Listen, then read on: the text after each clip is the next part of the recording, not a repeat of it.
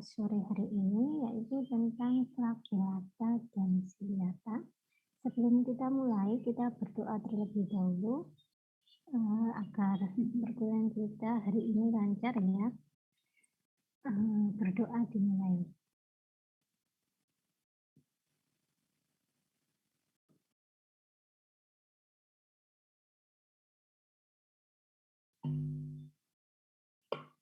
Berdoa selesai, kita mulai untuk kelas atau filum flagellata.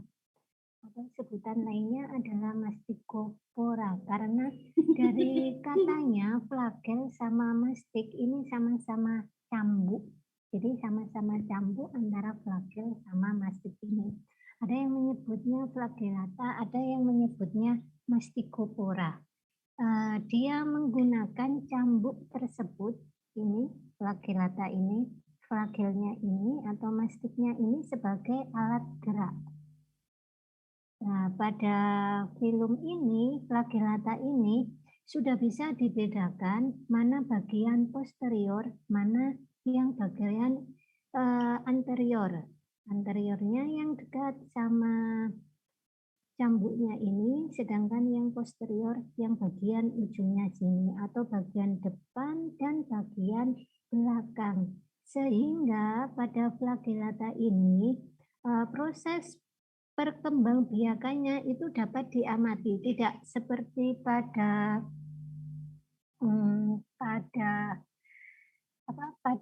rhizopoda. Di situ tidak bisa melakukan pembelahan secara biner, di mana pembelahan tersebut tidak bisa dibedakan, tidak terbagi menjadi dua bagian yang sama. Sebagian memiliki posterior, sebagian memiliki anterior. Jadi pembelahannya adalah pembelahan biner seperti ini.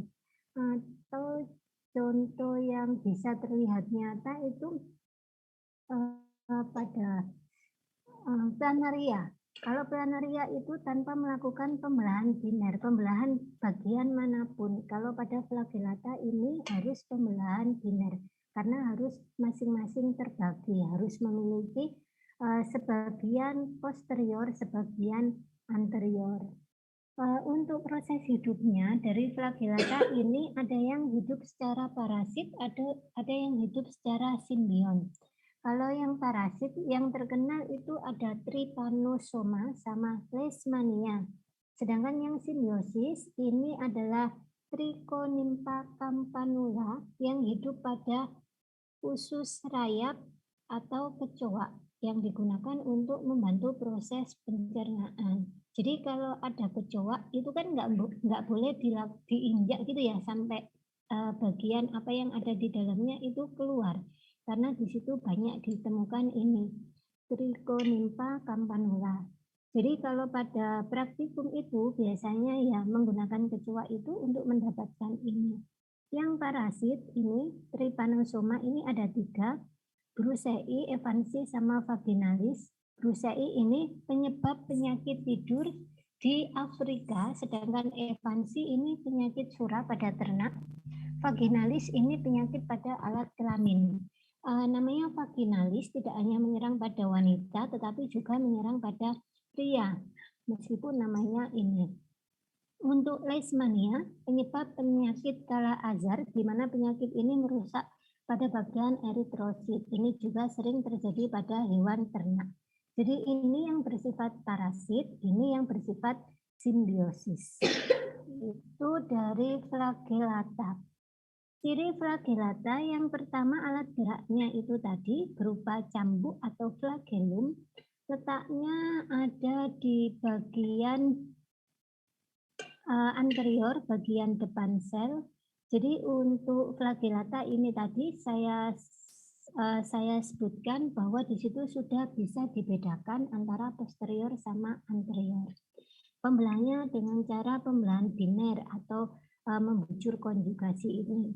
Habitatnya di mana? Di air tawar atau air laut, tapi jarang dikaji untuk yang hidup di air tawar atau air laut.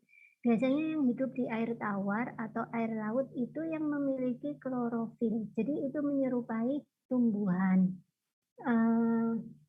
Kurang tahu dibahas apa tidak ya di mikroalga, dia dimasukkan ke situ atau tidak. Kalau pada zaman saya dahulu dimasukkan ke situ. Yang simbiosis tadi, yang parasit tadi. Oke. Ini untuk ciri-ciri dari flagellata. Ini berdasarkan ada tidaknya klorofil, kelas flagellata dibedakan menjadi dua, ada phytoflagellata sama zooflagellata. Kalau dulu zaman saya tidak dibedakan, dia mampu menghasilkan klorofil atau tidak menghasilkan klorofil. Semuanya kita menyebutnya sebagai flagellata karena ini ada sebutan dia menyerupai ini, maka di sini pun untuk flagellata dibagi menjadi dua berdasarkan ada tidaknya klorofil tersebut. Yang terkenal adalah Euglena viridis sama Volvox globator. Itu yang terkenal dari phytoflagellata, kita melewatinya saja karena nanti akan dibahas lebih detail di mikroalga karena dia menyerupai tumbuhan, protozoa yang menyerupai tumbuhan. Ini ciri-cirinya untuk Euglenoida, Volvosida sama Phinoflagellata. Jadi meskipun kita masuk ke flagellata ya karena keberadaannya klorofil itu kita tidak membahasnya secara dalam di sini. Ini ciri-cirinya apa saja yang ada di Euglena ini ya hampir sama. Ini juga memiliki flagel tapi tidak terlihat ya memiliki flagel. Ketiganya ini ada apa di dalamnya? Ada mitokondria sama, ada vakuola makanan, ada nukleus, ada kloroplasma ini. Ada juga vakuola kontraktil yang menyamakan antara rhizopoda sama ini adanya vakuola kontraktil sama di sporozoa juga ada vakuola kontraktil untuk. Jadi hampir sama apa yang ada di dalamnya karena memang untuk protozoa ini merupakan eukariota ya. Dia eukariota tidak yang bersifat uniseluler, kebanyakan yang eukariot. Ini gambar-gambarnya. Begitu juga untuk siklus hidup Volvox nanti akan dibahas di mikroalga atau yang menyerupai dengan tanaman. Nah, ini untuk zooflagellata. Zooflagellata ini tidak memiliki kloroplas dan menyerupai hewan, hidup bebas, ada yang bebas, ada yang bersifat parasit atau bebas di sini, ada yang bersimbion itu tadi. Struktur tubuh mirip dengan sel leher porifera dan flagel untuk menghasilkan aliran air serta sebagai alat gerak. Reproduksinya pembelahan biner. Ada yang juga mengatakan dia mampu bereproduksi secara seksual tetapi belum diketahui. Kalau pada sporozoa yang seksual di situ sudah melibatkan makrogamet sama mikrogamet. Kalau pada ini zooflagellata ini masih ragu-ragu, diungkapkan di buku itu masih ragu-ragu, sehingga banyak yang menuliskan belum diketahui seperti ini. Dibagi menjadi dua kelas ya untuk zooflagellata ini, Trypanosoma sama Leishmania. Tadi Trypanosoma di awal tadi ada 3, tapi di sini ditambahi ada Lewisi, Evansi, Gambriensi sama Cruzi. Ini yang parasit pada vertebrata. Untuk Leishmania ini penyebab penyakit pada sel-sel endotelium pada pembuluh darah. Ini ada 3 juga, Leishmania donovani, tropika sama brasiliensis. Sesuai musim di negara kita bersifat tropis, maka di sini juga ada Leishmania tropika. Ada 2 ini, Trypanosoma sama Leishmania. Ini gambar-gambarnya. Trypanosoma memiliki flagel ya, ketiganya baik Trypanosoma brunsei, vaginalis dan lain sebagainya semuanya memiliki flagel karena itu yang membedakan dengan yang lain. Untuk Leishmania juga seperti ini memiliki flagel donovani, tropika maupun brasiliensis. Ketiganya memiliki flagel, yang membedakan adalah ukurannya sama hidupnya di mana dia parasit lebih kemana. Ini yang membedakan. Trypanosoma brucei atau yang menyebabkan penyakit tidur pada manusia di Afrika.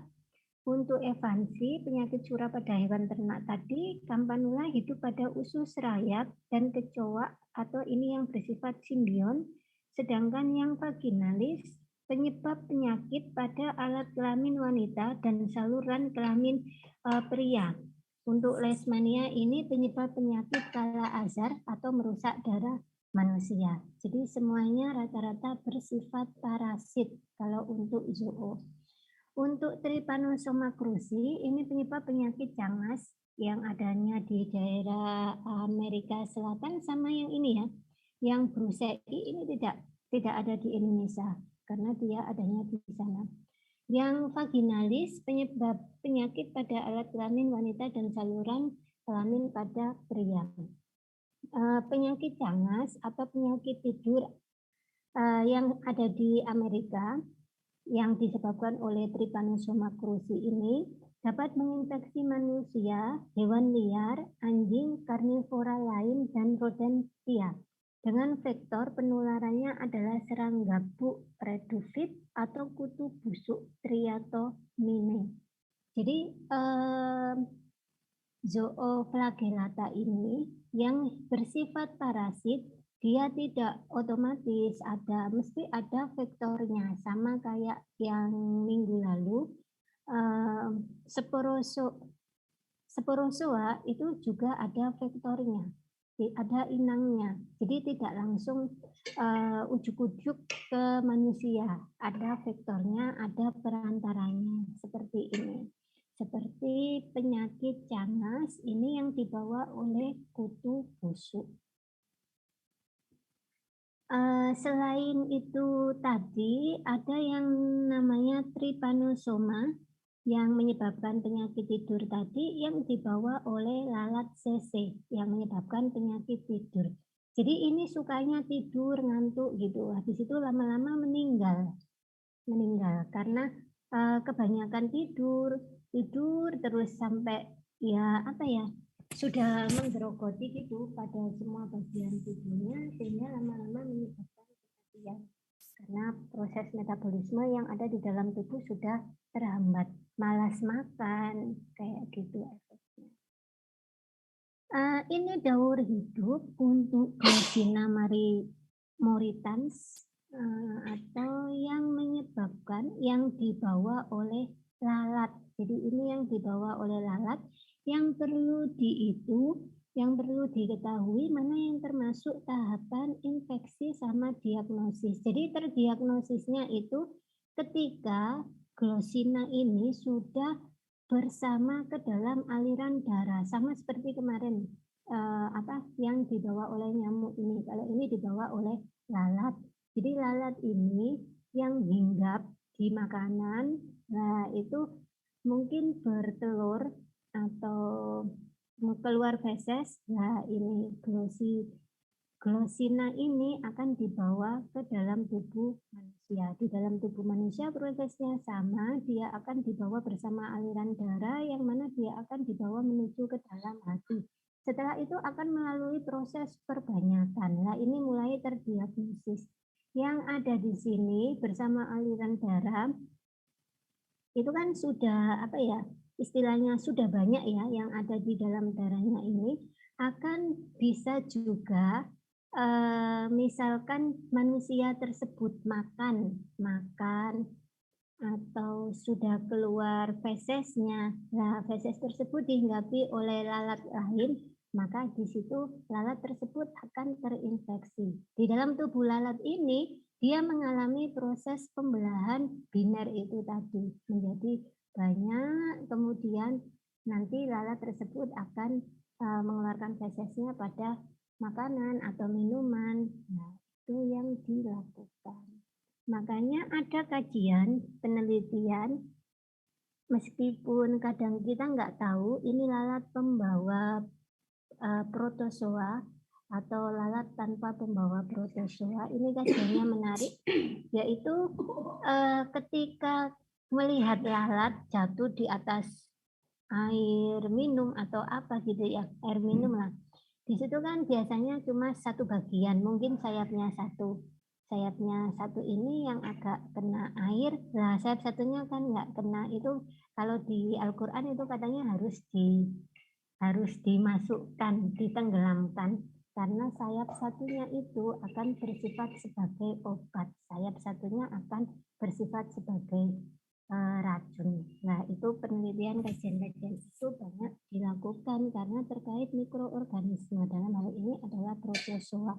Lalat, nyamuk itu membawa protozoa, bukan membawa bakteri-bakteri tertentu. Atau mungkin ada tetapi jarang diteliti karena penelitian terkait itu lebih fokusnya ke protozoa. Ini ya siklus hidupnya sama seperti sporozoa. Yang kemarin yang membedakan adalah vektornya saja atau perantaranya saja. Oke, itu tadi tentang flagellata. Yang selanjutnya tentang ciliata. Ciliata sesuai namanya merupakan protista bersel satu yang permukaan tubuhnya ditumbuhi rambut getar atau yang disebut sebagai silia. Bentuk tubuhnya tetap tidak berubah-ubah, oval, jadi bentuk tubuhnya tetap. Hidup di tempat yang berair, sawah, rawa, tanah berair, dan banyak mengandung bahan organik. Tetapi ada yang hidup bebas dan bersifat parasit. Ada yang modelnya seperti itu. Contoh ciliata yang hidup bebas, ya yang terkenal ini ya, Paramecium candatum, dan yang hidup parasit pada usus kecoa adalah Nyctotegus ovalis, dan yang hidup pada babi Balantidium coli. Balantidium coli yang menyebabkan penyakit balantiodiosis atau disentri balantidium. Ini salah satu ya. Kalau kita beragama Islam ketika dilarang mengkonsumsi itu ya sudah kan, berarti kita tidak boleh apapun itu alasannya sudah ditemukan alat secanggih apapun, misalkan mampu membunuh ini, ya tetap kita kan harus menghindarinya. Beda di agama lain, ketika itu tidak dilarang, maka itu akan dikonsumsi karena alasan sudah ada perkembangan atau sudah modern zaman sekarang. Maka di situ kita belajar semakin mendekatkan diri kepada Allah. Dari situ ya, dari hal-hal yang kecil, lebih kecil lah daripada nyamuk. Kalau di Al-Quran itu kan nyamuk perumpamaannya. Nah, ini lebih kecil daripada nyamuk karena tidak bisa dilihat. Kita belajar dari situ. Ciri-ciri ciliata, alat geraknya itu tadi memiliki dua inti, ada inti yang makrokokus sama mikrokokus. Reproduksinya secara aseksual dengan cara pembelahan biner, karena pada ciliata ini juga bisa dibedakan mana yang bagian anterior, mana yang bagian posterior. Bagian ini memiliki trikokis untuk melindungi diri dari musuh. Kayak semacam apa ya, sengatan gitu ya. Jadi karena paramecium ini merupakan makanannya fitoplankton, zooplankton, makanannya rhizopoda, yang mana rhizopoda itu lebih besar seperti amoeba seperti itu, maka paramecium ini dilengkapi dengan yang namanya trikokis. Nah, ini tidak bisa dilihat langsung menjulur panjang ini ketika dalam kondisi bahaya baru dikeluarkan untuk menyengat mangsanya tersebut. Tetapi kalau dia ukurannya kecil ya tetap saja dia kalah. Makanya seperti itu bersifat heterotrof. Jadi ini bersifat heterotrof. Ini bagian-bagiannya hampir sama seperti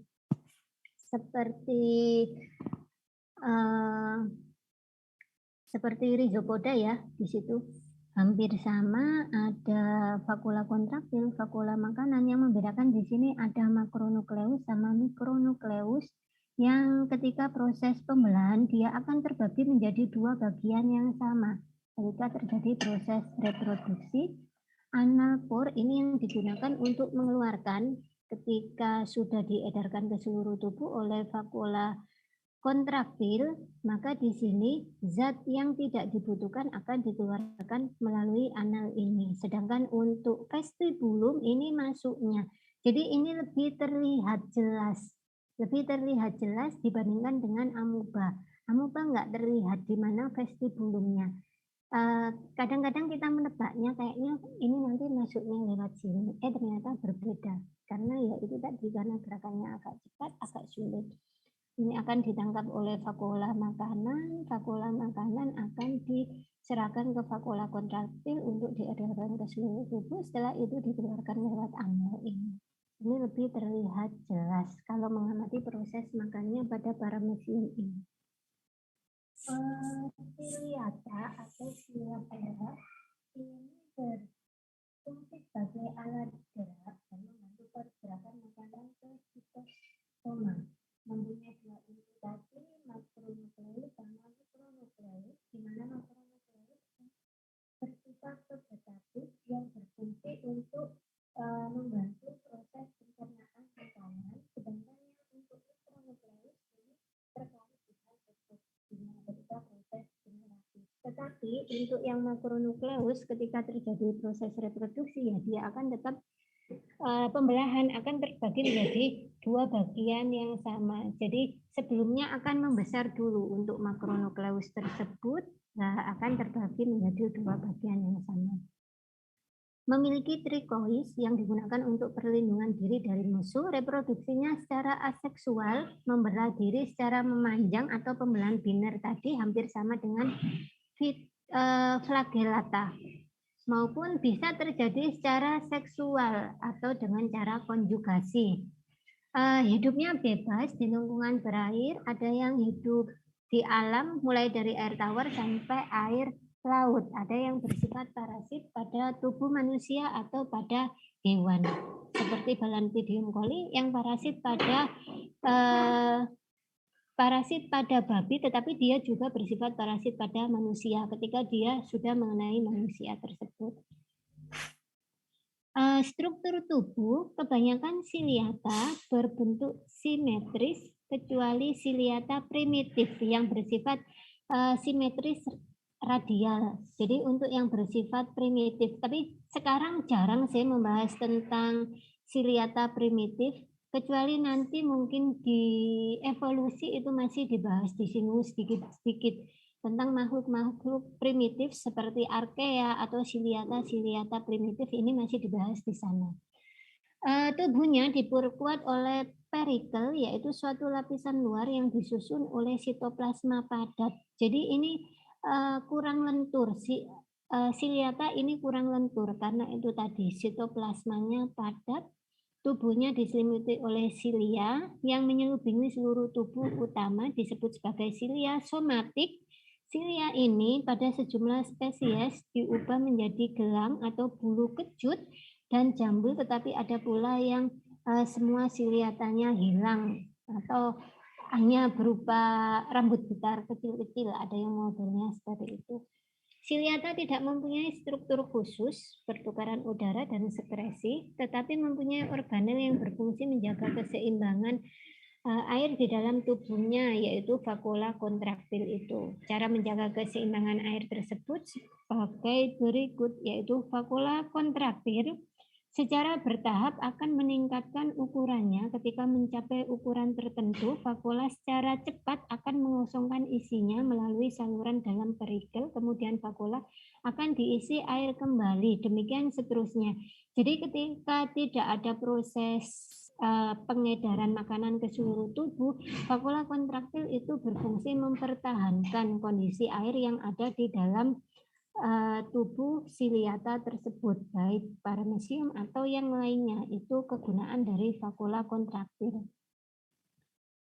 Nutrisi dan cara makannya itu tadi ya, memiliki digestum atau mulut atau sitosum sebutannya pada ciliata yang terbuka menjadi saluran pendek di Sitofaring. Pada hewan primitif, mulut terletak di ujung anterior, tetapi pada kebanyakan siliata bagian tersebut digantikan oleh posterior. Jadi untuk yang modern seperti ini, eh, sitosomnya terletak pada bagian posterior.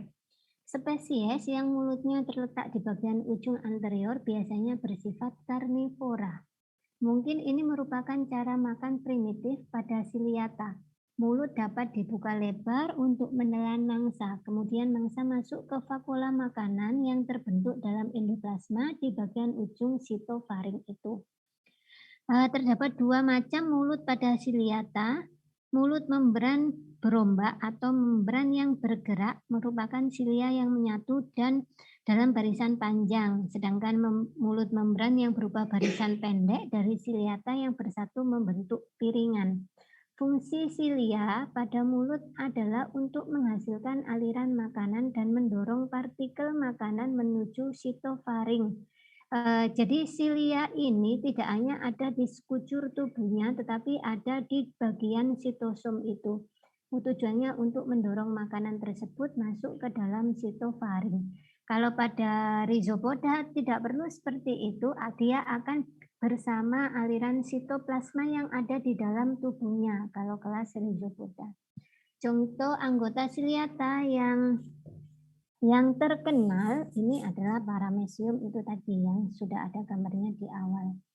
Nah ini ya, selain paramecium ini ciri-cirinya ya, seperti yang sudah saya jelaskan tadi, ciri-cirinya paramecium ada mikronukleus, makronukleus, vakuola makanan, vakuola kontraktil, reproduksinya secara ada yang konjugasi, ada yang membelah diri secara biner.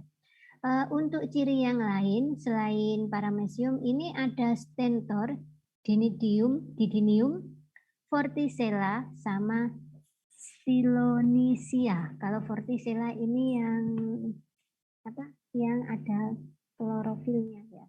Kalau stentor ini tidak, hidup di sawah-sawah atau air tergenang banyak mengandung bahan organik itu banyak. Jadi kalau di parit atau di aliran air di daerah got-got kayak gitu, nah itu mesti ada jutaan mikroorganisme, baik itu yang eukaria, baik itu yang bakteri atau yang lainnya, itu mesti ada banyak sekali. Ini contoh-contohnya siliata. Nah, ini yang untuk stylonysia ini hampir mirip seperti paramecium. Silianya berkelompok yang disebut sebagai cirrus, hidup di perairan yang banyak mengandung sampah organik. Paramecium ini kalau diamati di bawah mikroskop itu seperti sandal jepit ya. Ini proses pembelahannya dengan cara konjugasi di mana kedua tubuh akan terbagi menjadi sama. Berbeda dengan ketika reproduksinya kok planaria? Ya planaria ya itu. Kalau dia bagian tubuhnya kena sedikit itu ya langsung tumbuh. Misalkan ini kena sayatan dikit langsung tumbuh. Yang ininya tumbuh. Kalau pada siliata ini tidak, dia terjadi pembelahan secara benar. Ini proses konjugasinya. Makronukleus sebelum terjadi proses pembelahan akan terbagi menjadi sama banyak, terjadi proses meiosis. Untuk proses pembelahan ini sudah jadi di sel. Sekarang nama mata kuliahnya apa saya kurang tahu. Nah ini untuk gerakan dari paramecium ini melakukan beberapa gerakan, ada yang muter-muter rotasi, ada yang muter ke bawah, ada yang muter ke atas. Ini merupakan gerak-gerakannya. Ini banyak dikaji juga di penelitian sampai hari ini, hanya untuk melihat bagaimana gerakan paramecium yang ditemukan pada lokasi ini dengan lokasi ini itu dikaitkan dengan kondisi lingkungan.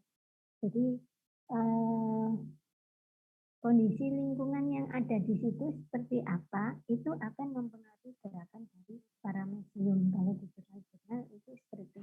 Tapi kajian saya tidak tentang ini, jadi saya kurang tertarik untuk membaca ini. Ini yang bersifat parasit ya, adalah Balantidium coli atau B. coli, merupakan satu-satunya siliata yang bersifat patogen. Protozoa terbesar pada manusia ditemukan dalam bentuk kista dan tropozoid. Jadi ini ditemukan dalam bentuk kista dan tropozoid. Ini biasanya dibawa bersama dengan aliran air, karena kalau kita melihat peternakannya siapa ini, babi ini, itu kan adanya di daerah-daerah yang agak dingin gitu ya, bukan daerah-daerah yang panas seperti daerah mana ya yang panas. Surabaya itu kan jarang, biasanya Surabaya yang agak kemana, miring kemana, atau kalau di Malang sini banyak di daerah Batu gitu ya. Jadi biasanya lokasi peternakannya itu berdekatan dengan lokasinya untuk menanam sayur-sayuran gitu loh. Atau biasanya dia agak di atasnya dikit, sayur-sayurannya agak di bawahnya. Nah ini fesesnya ini akan terbawa bersama aliran air, di mana biasanya yang sering adalah dalam bentuk kistanya ini akan menempel pada daun-daunan.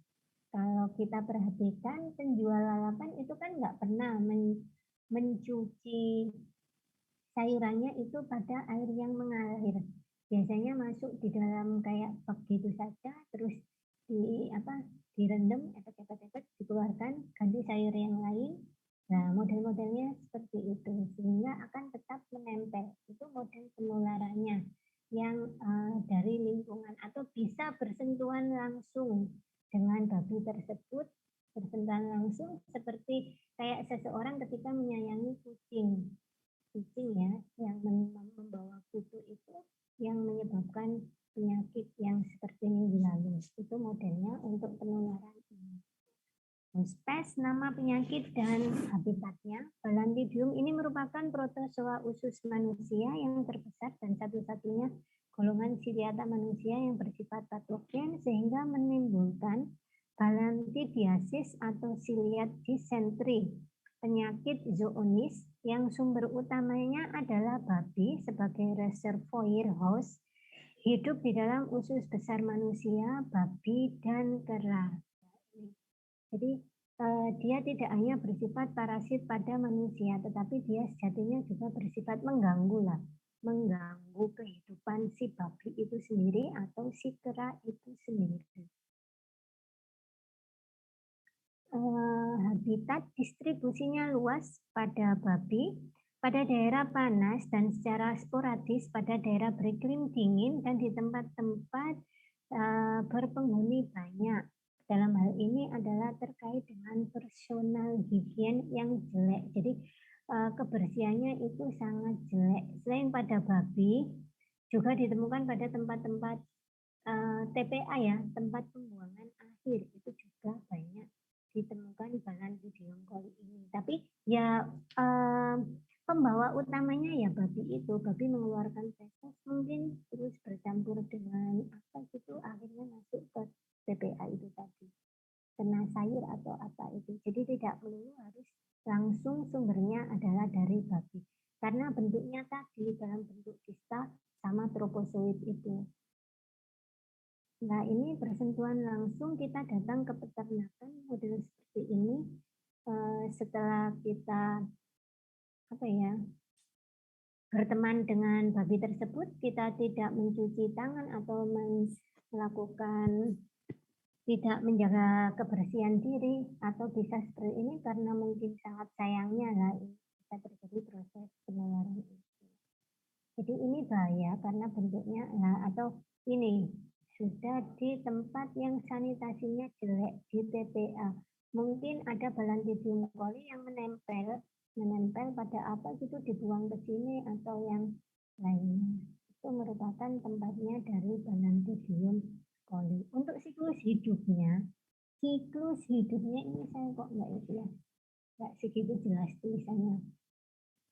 Jadi dimulai dari yang berbentuk kista ya, di mana kista ini dikeluarkan oleh si babi tersebut akan masuk ke dalam saluran pencernaan manusia. Ini tidak di hati seperti yang tadi atau yang minggu lalu kita bahas. Ini adalah bertempat pada saluran pencernaan. Yang nantinya apa dampaknya? Pendarahan, yaitu fesesnya berdarah, seperti itu dari Balantidium coli ini yang tertelan atau masuk ke dalam saluran pencernaan, dia akan mengalami proses perbanyakan. Ketika mengalami proses perbanyakan, ada yang tetap di saluran pencernaan, ada yang dikeluarkan bersamaan dengan feses. Yang dikeluarkan bersamaan dengan feses ini, kalau lingkungannya tidak bagus atau kurang bersih, maka akan menyebabkan menempel ke tempat yang lain. Nah, penempelan ini nanti yang akan tahu sendiri ya, babi itu kan apa-apa dimakan gitu ya. Kadang fesesnya sendiri pun dimakan. Terus apa ya?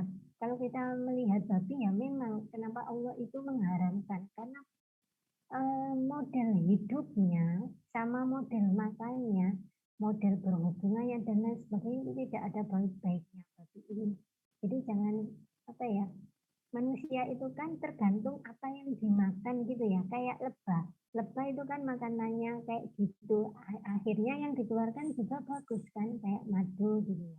Nah kalau babi ini mulai dari perkawinannya dia itu tidak mengenali, ya sama lah kayak kucing, tapi kucing itu masih tidak ada proses apa ya, kadang kan kucing kawin dengan anaknya, lah ini tuh tidak, modelnya itu parah, babi ini parah, makanya Islam itu melarang ya memang kalau dari sayangnya seperti itu. Siklus hidup dan morfologi untuk tropozoid. Bentuk tropozoidnya berukuran besar, ditutupi oleh silia berukuran 50 sampai 100 mikrometer, tetapi ada yang 40 sampai 70 mikrometer. Organisme mudah terlihat dalam sediaan plasma dengan pembesaran yang agak kecil. Ujung interiornya meruncing dan mempunyai sitostom atau ujung posteriornya melebar. Sitoplasmanya berisi banyak vakuola yang berisi bakteri dan sisa makanan. Jadi di dalam sitoplasmanya ini, kalau yang lainnya itu kita tidak menemukan mikroorganisme di dalam mikroorganisme. Nah, untuk tropozoidnya dari Balantidium coli ini, sitoplasmanya berisi banyak vakuola, di mana vakuola tersebut berisi akan banyak bakteri. Gitu. Bentuk tropozoid memiliki dua inti, satu berukuran besar yang disebut dengan makronukleus, sama seperti tadi satu berukuran kecil yang disebut sebagai mikronukleus. Hidup di dalam usus besar, itu tadi di dalam saluran pencernaan, tetapi tempat berlabuh terakhirnya adalah di usus besar. Ini untuk tropozoid. Ini ya Balantidium coli. Modelnya seperti ini. Kalau dia masih berbentuk tropozoid, kita bisa membedakan mana bagian-bagiannya. Tetapi kalau dia sudah berbentuk kista, ini kan sudah tertutup kayak zat kitin sudah melapisi pada bagian seluruh tubuhnya ini. Baru ketika dia jatuh atau menempati pada tempat tertentu yang cocok, maka dia akan mengeluarkan atau melunturkan silika yang ada di daerah sini, sehingga dia berbentuk sebagai tropozoid itu. Kistanya terbentuk pada saat tropozoid bergerak ke arah bagian usus. Jadi kalau sudah masuk ke bagian usus, di usus biar bisa masuk ke dalam usus besar, biar tidak terkena oleh enzim-enzim pencernaan, entah itu asam lambung atau HCl atau yang lainnya, garam empedu. Nah itu maka dia akan membentuk suatu kista untuk mempertahankan dirinya dari situ itu. Inti dalam kista tidak membelah sehingga hanya terdapat dua inti, makronukleus sama mikronukleus itu atau berukuran 20 sampai 70 mikrometer. Ini ya. Nah, ini proses pembentukan pembelahannya Balantidium coli, yaitu pembelahan secara biner itu tadi, karena sudah bisa dibedakan mana yang bagian posterior sama anterior. Perbedaan tropozoid sama kista dari ukurannya sudah berbeda. Kalau kista tidak memiliki gerakan, jadi kalau dia sudah masuk saluran pencernaan, dia kan berubah menjadi kista. Lah, dia akan bersamaan dengan apa yang ada di itu, menggunakan silia yang ada di saluran pencernaan. Jadi turun dari lambung, turun ke usus-usus, itu tidak menggunakan gerakan-gerakan ini. Jumlah intinya sama, satu makronukleus besar dapat terlihat besar tanpa kelasan, yang ini ada makro sama mikro. Sedangkan gambaran lainnya ini permukaan terdapat silia yang cenderung lebih panjang di dekat sitosom, sitoplasma di situ bervakuola. Sedangkan untuk yang kista, makronukleus dan vakuola kontraktir terlihat pada kistanya. Pada kista yang lebih tua, struktur internal terlihat granular. Itu ya, untuk perbedaan antara tropozoid sama kista. Ini diagnostik yang dilakukan untuk melihat dia terinfeksi Balantidium coli atau tidak, bisa dilakukan melalui tinja atau bisa dilakukan dengan biopsi. Kalau biopsi agak sering gitu kalau biopsi. Jadi yang paling enak adalah menggunakan kista. Ini ada prosedurnya juga, bagaimana prosedur diagnosanya. Nah, ini yang biopsi ini. Jadi harus modelnya dimasukkan alat serem lah. Yang paling enak ya nunggu dalam bentuk fesesnya saja, tidak perlu melakukan. Ini yang ditemukan manifestasi kliniknya. Jadi untuk protozoa sama bakteri sama jamur itu enak. Kita bisa menggunakan antibakteri, anti protozoa atau atau anti jamur kayak nistatin, kandistatin. Kalau ini bisa menggunakan antibiotik, cukup menggunakan antibiotiknya saja. Yang sulit itu kan yang virus untuk penanganan model seperti ini. Nah, bisa menggunakan tetrasiklin. Tetrasiklin ini selain digunakan untuk infeksi ini, Balantidium coli, saya juga sering menggunakannya pada ketika radang atau apa. Radang itu pada saluran sepanjang apa sih ini, menelan, rasanya menelan sakit, itu kan juga bisa menggunakan tetrasiklin ini, karena cakupan antibiotik ini sangat luas, bisa digunakan untuk apa saja. Tapi ya hati-hati, nanti lama-kelamaan bisa overdosis ya kalau pengobatannya model-model seperti ini. Epidemiologi dan pencegahannya ya harus hidup sehat, itu tadi harus hidup sehat, di mana ternaknya harus dibersihkan. Kalau ini pencegahannya, meningkatkan higien perorangan dan sanitasi lingkungan dapat meminimalisir infeksi Balantidium coli, mencuci sayur dengan bersih atau yang lainnya. Jadi Balantidium coli ini juga bisa dibawa oleh kayak siput gitu ya, siput. Ketika dia berbentuk kista atau berbentuk tropozoid, bisa dibawa siput tersebut menempel ke sayuran kayak selada-selada gitu.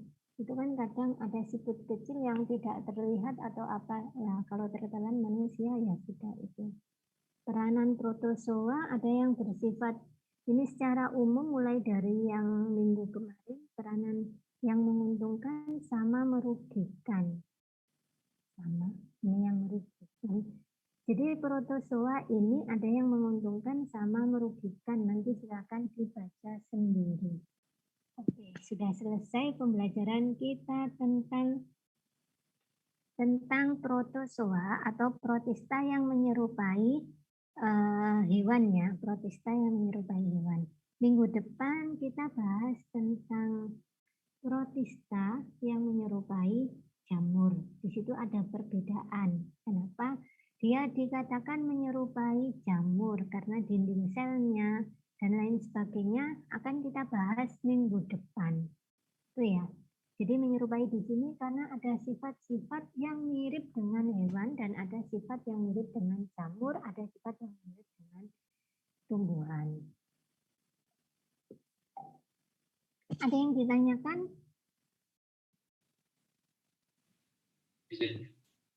Mbak Dina ya.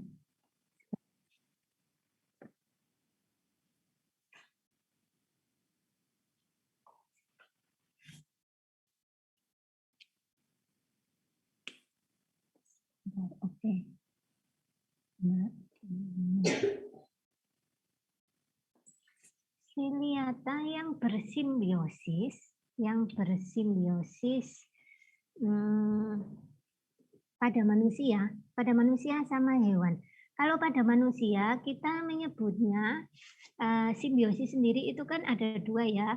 Ada yang bersifat parasit, ada yang non parasit. Yang bersifat non parasit itu biasanya ditemukan pada hewan seperti pada rayap atau apa itu hewan malam itu?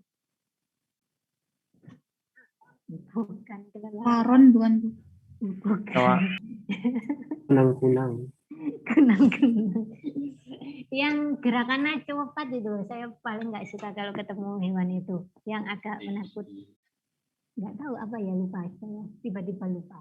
Nah itu kita menyebutnya sebagai simbion karena di situ memiliki sama-sama memberikan manfaat.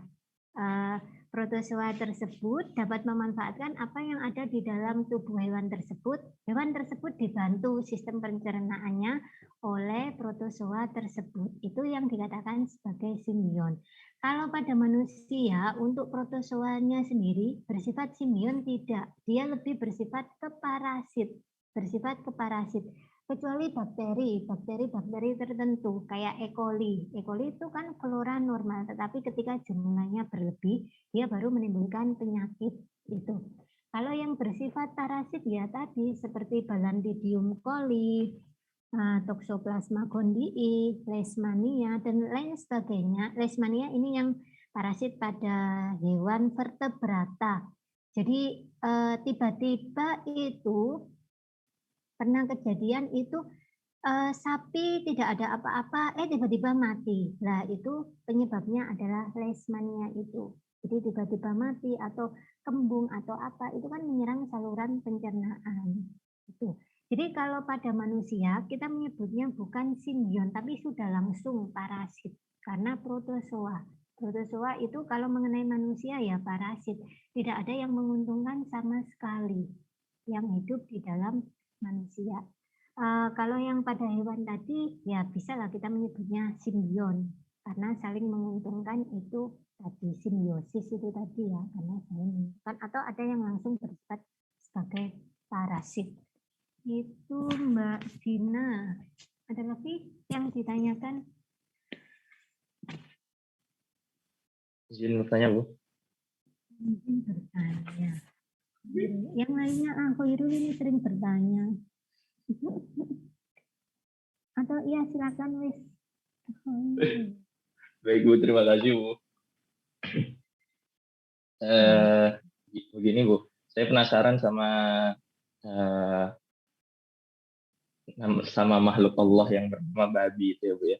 Nah, jadi Allah kan menciptakan segala sesuatu itu pasti ada manfaatnya itu ya.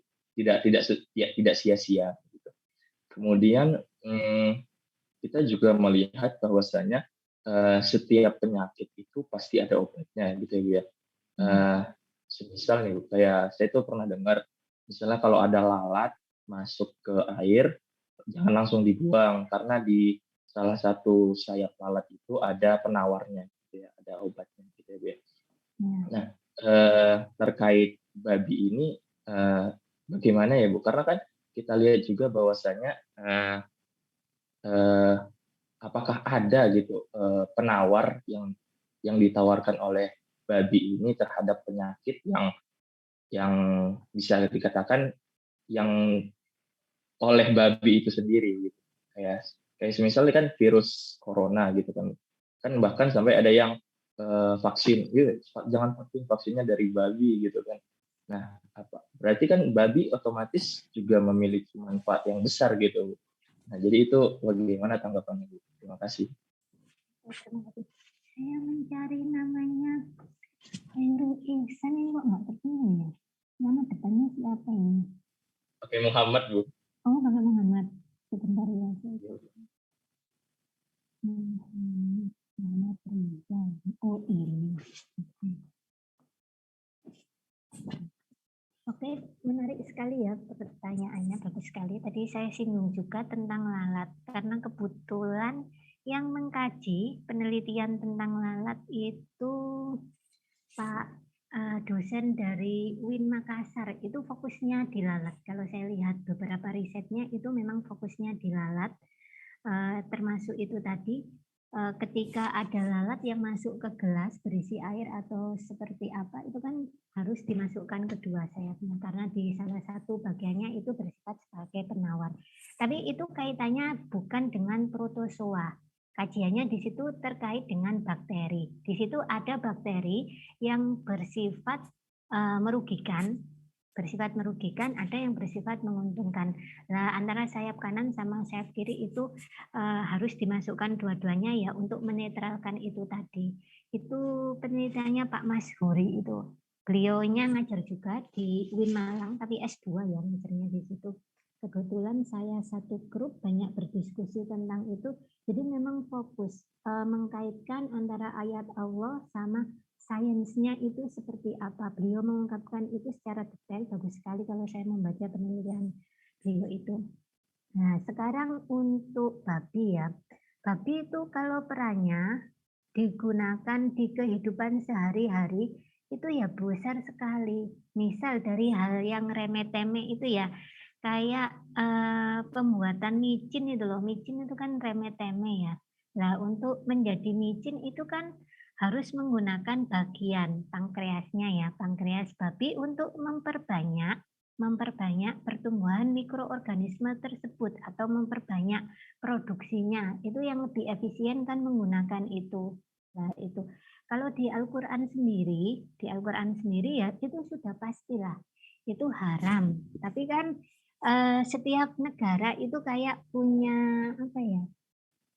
Punya apa sih itu kayak label halal gitu loh, label halal yang dikeluarkan oleh MUI. Nah, kalau label halal yang miliknya Indonesia itu belum mendunia karena masih terikat oleh kepentingan-kepentingan tertentu. Kalau Thailand itu sudah, meskipun dia bukan negara yang mayoritas Islam, itu labelnya itu sudah mendunia. Kalau sudah dilabel oleh Thailand itu salah satu contohnya ya Thailand itu sudah bisa masuk kemana saja. Tapi kalau label halalnya Indonesia ini masih dipertanyakan karena masih ada kepentingan-kepentingan tersebut. Sekarang kita untuk mengeluarkan label halal saja, kalau dulu itu kan MUI, sekarang ada BPJS, ada LP POM, nah itu terkait kepentingan itu yang menyebabkan label halal kita itu tidak bisa tembus ke negara-negara lain, masih terbatasi oleh kepentingan-kepentingan tertentu. Itu fungsi dari babi. Bagaimana kalau Islam sendiri menanggapinya? Nah itu tadi, kita masih menunggu kan keputusan. Kalau dalam kondisi terdesak, bisa kan ya digunakan. Karena memang terdesak. Kalau tidak itu ya matilah. Tapi kan ya nggak mungkin lah. Karena nggak vaksin itu mati kan ya nggak ya. Tapi ya untuk menjaga kemaslahatan umat biar tidak merugikan yang lainnya, oke lah kita niati itu sebagai bentuk ketaatan kita lah dari sisi yang lain. Itu ya. Jadi kalau kajiannya babi sendiri bagaimana ke itu saya tidak berani berbicara karena ada dosen agamanya sendiri. Saya khawatir saya salah karena saya pendidikannya bukan dari pendidikan agama ya. Nanti bisa ditanyakan ke dosen agamanya untuk itu. Tapi kalau dari sainsnya itu ya tidak ada lah yang menguntungkan. Tahu sendiri kan babi itu full dengan apa yang sangat tidak bagus untuk kesehatan. Itu tadi salah satunya adalah memiliki balantidium coli itu. Kalau dimasak sampai suhu sekian, dulu kan perdebatannya seperti itu. itu akan membunuh mikroorganisme yang ada di dalam babi, sehingga nggak masalah babi itu dikonsumsi atau diapakan itu tidak masalah ya, tapi kembali lagi, kalau saya melihat babi itu berdasarkan pola hidupnya, kalau saya pribadi loh, mengamati tingkah laku babi itu, sangat-sangat gimana ya, makanya itu ya, saya kadang-kadang berpikir makanya itu Allah itu sangat-sangat melarang. Lah karena itu tadi, pola hidupnya itu sangat-sangat kurang baik. Itu Mas Khairul nanti bisa ditanyakan ke dosen agama terkait babi sendiri saya tidak berani berbicara karena ada kompetensinya masing-masing ya, itu. Baik Bu, terima kasih Bu. Iya, ada lagi Mas Yoga. Mas Yoga, Ya Yoga. Bu, mohon izin bertanya Bu. Iya, silakan Mas Yoga. Ini sebenarnya mengenai yang tadi yang pertama-tama kita bahas Bu, Euglena viridis. Itu kan tadi kan disebutkan bahwa dia juga berklorofil juga. Selain dia itu juga berflagel. Nah, kemudian pastikan dari dari ciri-ciri itu bisa kita ketahui kalau dia autotrof. Nah, kemudian dari dia autotrof ini, lalu kemudian apa peran dia di ekosistem, khususnya di ekosistem air gitu? Apakah berperan sebagai produsenkah, ataukah dia juga berperan sebagai konsumen? Misal, apakah dia itu fitoplankton atau zooplankton seperti itu? Nah, terus tadi kalau misal dia pun berklorofil, tentu dia untuk berfotosintesis juga perlu yang namanya sinar matahari. Nah, ketika mungkin dia ada di suatu lingkungan yang katakanlah cahayanya itu minim, itu bagaimana dia bermekanisme untuk mencari cahaya itu, apakah dia bergerak? Tentunya mungkin ya bergerak ya, karena mungkin dia punya flagel itu tadi. Tapi mekanisme untuk dia bisa mencari cahaya itu seperti apa? Mungkin itu. Iya, terima kasih. Jadi ini penegasan ya, tadi saya tidak sampai menerangkan model seperti itu, tadi sudah disinggung oleh Mas Yoga. Jadi untuk Euglena ini, selain dia memiliki alat gerak yang dia dibawa ke protozoa, dia memiliki klorofil, sehingga dia dikatakan juga menyerupai sebagai tumbuhan karena bersifat autotrof itu tadi. Makanya untuk protista itu kan cirinya dia heterotrof ataupun autotrof ini, karena ada yang menyerupai itu tadi ya. Bagaimana untuk proses fotosintesisnya? Dia memiliki klorofil. Perlu diketahui bahwa untuk Phytoflagellata atau dalam hal ini yang memiliki klorofil itu memang bersifat sebagai produsen, dia penghasil.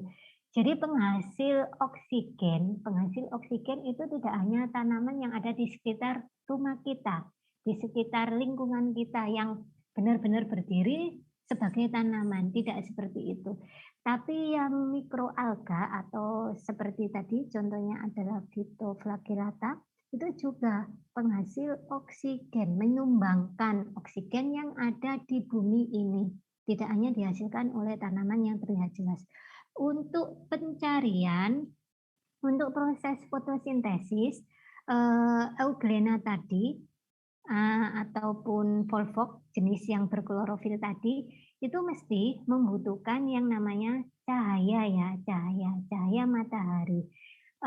Untuk jenis itu, Phytoflagellata itu, hidupnya itu tidak di kedalaman berapa gitu, tapi ya dia bisa mendapatkan cahaya matahari secara langsung. Jadi dia bukan yang hidup di kedalaman berapa, ada di permukaan. Makanya dia juga termasuk makanannya zooplankton, banyak terdapat di permukaan air. Itu tidak ada di kedalaman tertentu, ada di permukaan. Kalau adanya blooming, enggak pernah ada istilah blooming untuk fito atau eksotis gitu ya. Eksotis itu makhluk yang jumlahnya berlebihan, yang banyak itu kan enceng gondok gitu, sampai ada sebutan eksotis. Kalau Phytoflagellata itu tidak, ya karena jumlahnya tidak segitu banyak. Atau biasanya ditandai dengan daerah-daerah tertentu di sungai atau apa, kadang kan kita melihatnya itu dari kejauhan itu terlihat hijau atau apalah, itu ciri-ciri ditemukan Phytoflagellata atau mikroalga yang banyak gitu. Jadi ada di permukaan, bukan di kedalaman. Jadi kalau mau mengamati Phytoflagellata atau mikro, atau mikroalga. Itu biasanya kita mengambilnya dari 3 titik, yaitu di permukaan, kayak ngambil air gitu ya, di permukaan, jangan sampai tembus ke dalam, terus ke dalamnya, jadi ke dalam itu menggunakan alat baru masuk ke tengah-tengah perairan, itu buka, terus nanti ketika mau diangkat itu nutup sendiri, begitu juga untuk yang di bawah, yang paling dasar itu loh, paling bawah yang dekat dengan lumpur atau tanah. Itu. Nah, dari hasil-hasil penelitian itu menunjukkan kalau Phytoflagellata itu banyak ditemukan di permukaan itu tadi, sebarannya sangat luas. Makanya dia tidak membutuhkan proses apa yang harus naik ke permukaan kemudian dia kembali, tidak seperti itu. Itu ya. Itu kalau kalian nanti tertarik tentang mikrobiologi yang terkait dengan ekologi itu, kalian nanti akan belajar banyak tentang ekologi mikroba. Itu ya, Mas Yoga. Ada lagi yang mau ditanyakan? Bu, saya izin bertanya. Terima kasih banyak, Bu. Iya, sama-sama. Mbak Milta. Itu Bu, mengenai protozoa Trichonimpa campanula yang ada di perut kecoa. Misal kita tidak sengaja menginjak itu, apakah nanti protozoa itu tetap berkembang dan membentuk koloni di kaki atau dapat berkembang juga di tempat yang lain seperti perut, Bu? Terima kasih. Di perutnya selain kecoa ya? Maksudnya? Ya, Bu. Apakah dapat berpindah? Kan kalau misal kita menginjak kan dengan kaki kan biasanya itu si protozoanya itu berpindahnya mencari inang baru di kaki gitu kan. Dan itu apakah? Iya, betul sekali pertanyaannya. Jadi itu yang sering terjadi. Jadi kecoa itu merupakan salah satu hewan yang menjijikkan karena memang di dalam saluran pencernaan kecoa itu full dengan mikroorganisme. Salah satunya ya protozoa itu tadi, campanula itu tadi. Tetapi di situ bersifat menguntungkan, yaitu simbion lah. Dia bisa membantu pencernaan pada kecoanya, bisa membantu pencernaan pada kecoa dan dia bisa mendapatkan makanan dari dalam situ. Kalau kita menginjak, karena larinya kan sangat cepat ya dia, kecoa itu larinya sangat cepat, kalau nggak segera dipukul, nggak sampai saluran pencernaannya atau mencetet lah yang ada di dalamnya keluar itu nggak mati-mati kan ya, dia masih tetap aja, kadang itu masih tetap hidup saja. Nah, yang menjadi pertanyaan tadi, apakah itu campanula ya dalam hal ini? Campanula apakah bisa masuk atau bisa melewati kaki karena terinjak? Kalau lewat kaki enggak ya. Kalau lewat kaki enggak. Yang bahaya itu yang menginjak itu anak kecil. Anak kecil habis itu dibuat mainan sama tangannya, namanya juga anak kecil, habis itu dijilat. Nah, itu yang sering terjadi.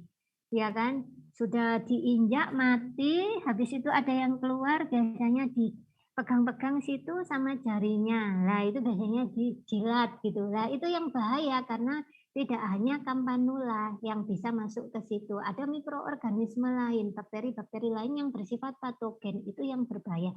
Kalau campanulanya sendiri lewat kaki enggak bisa lewat kaki, kecuali nanti ada cacing-cacing tertentu itu yang bisa karena ukurannya mikroskopis, kita tidak membahasnya. Dulu ada di invertebrata itu bisa lewat kaki gitu. Kalau campanula tidak, kecuali ya lewat saluran pencernaan manusia itu tadi. Untuk campanula sendiri tidak berbahaya ketika masuk ke saluran pencernaan manusia, kecuali jumlahnya banyak ya terjadi proses.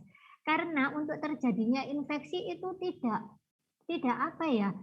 ujuk-ujuk, misalkan ya teman kalian sekarang ya dulu itu kan Parno, teman kalian positif, waduh kemarin aku habis ketemu si A ternyata dia positif, padahal ketemunya ya cuma hai gitu saja, itu kan yo paling yang masuk ketika ada proses percakapan itu yang masuk paling berapa sih jumlahnya, karena untuk terjadinya infeksi itu ada jumlahnya, ada banyaknya yang masuk dan dia tidak direspon oleh sistem imun. Itu yang menyebabkan patogen atau bisa terkena dalam hal ini yang lagi rame-ramenya COVID itu ya, nah itu parno biasanya. Atau jangan-jangan kita sejatinya kita itu terinfeksi juga.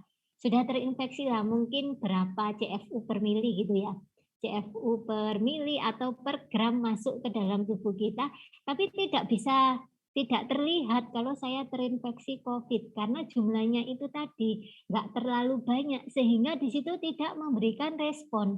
Tubuh tidak memberikan respon, tidak sampai sakit, tidak sampai geliang atau yang lainnya. Itu yang harus diketahui oleh mahasiswa yang sudah menempuh mata kuliah mikroorganisme yang terkait mikroorganisme. Karena di situ ada jumlah yang menyebabkan dia terinfeksi. Atau jumlahnya sedikit, tetapi kondisi tubuh sedang kurang bagus atau sistem pertahanan tubuh itu jelek, makanya sedikit, tidurnya terlalu malam-malam, pola hidupnya tidak baik ya, itu juga bisa. Jadi tergantung kondisi yang ada di tubuh tersebut. Jadi tidak ujuk-ujuk lah mikroorganisme atau bahan-bahan kimia yang masuk ke dalam tubuh itu langsung menyebabkan kita sakit, kita drop, sama seperti racun. Kalau pada zaman dahulu itu di kerajaan-kerajaan itu agar tidak terkena racun itu kan salah satu caranya ya minumlah, dosisnya sekian, besoknya nambah sekian lagi lah, itu untuk membuat sistem pertahanan tubuh itu merespon, menghasilkan antibodi tersebut. Itu ya. Jadi nanti kalau tertarik tentang itu bisa ngambil mata kuliah imunologi, itu ada kaitannya terkait antigen, entah itu berasal dari mikroorganisme atau berasal dari zat-zat yang berbahaya. Sehingga tubuh itu, kalian tahu bagaimana tubuh itu merespon. Allah itu menciptakan dengan segala kelengkapannya, tidak ada yang kurang sedikit pun. Tinggal kita menjaganya saja. Itu ya, Mbak Milta. Baik Bu, terima kasih. Oke. 433. Saya sejatinya itu sejak tadi pagi itu nggak semangat gitu ngajar. Tapi karena ketemu mahasiswa itu kok saya bisa ngomong banyak. Karena saya sedang sariawan untuk ngomong itu males gitu sampai tadi itu. Tapi ketika ketemu mahasiswa, saya kok bisa ngomong banyak terus tanpa sakit, enak gitu ternyata. Alhamdulillah lah. Oke, 434. Ada lagi yang ditanyakan atau satu orang membacakan kesimpulan selain Mbak Milta, Mbak Dina, Mas Yoga, sama Mas Khairul Ihsan. Silakan satu orang. Saya Bu. Mbak Hani. Oke, silakan. Jadi kesimpulannya flagellata atau mastigofora. Flagel berarti cambuk, mastik berarti cambuk, dan fora gerakan. Berkembang biak dengan pembelahan biner membujur konjugasi. Sudah bisa dibedakan antara anterior, bagian yang ada ekornya, dan posterior. Hidup secara parasit dan simbiosis. Habitat di air tawar atau laut. Dibedakan dengan ada tidaknya klorofil atau tidak. Yang memiliki klorofil disebut phytoflagellata, sedangkan yang tidak memiliki klorofil disebut zooflagellata. Zooflagellata dapat dibagi menjadi dua, yaitu trypanosoma dan leishmania, memiliki vektor berupa kutu busuk. Kemudian ciliata, protista bersel satu yang permukaan tubuhnya ditumbuhi rambut, getar atau silia, memiliki dua inti sel, makronukleus dan mikronukleus. Reproduksi seksual berupa pembelahan biner dan reproduksi aseksual berupa pembelahan biner dan reproduksi seksual berupa konjugasi. Memiliki trikokis untuk melindungi diri dari musuh. Bersifat heterotrof, silia berfungsi sebagai alat gerak dan membantu pergerakan makanan ke sitostoma. Struktur tubuh kebanyakan berbentuk simetris, kecuali pada ciliata primitif, simetrinya radial. Vakuola kontraktil adalah berfungsi untuk mempertahankan air dalam tubuh. Nutrisi dan cara makan. mulut terletak di ujung anterior, tetapi pada kebanyakan ciliata bagian tersebut di ujung posterior. Contoh ciliata yang lain adalah stentor, didymium, verticella, stylonychia. Konjugasi paramecium dipengaruhi oleh kondisi lingkungan. Balantidium coli merupakan satu-satunya ciliata patogen dan protozoa terbesar pada manusia ditemukan dalam bentuk kista dan tropozoid. Reservoir host-nya adalah babi dan hidup di usus besar manusia. Sekian. Oke, terima kasih Mbak Hani. Itu tadi ya kesimpulan perkuliahan kita pada sore hari ini. Minggu depan kita ketemu di protista yang menyerupai jamur. Yang kita bahas ada 2,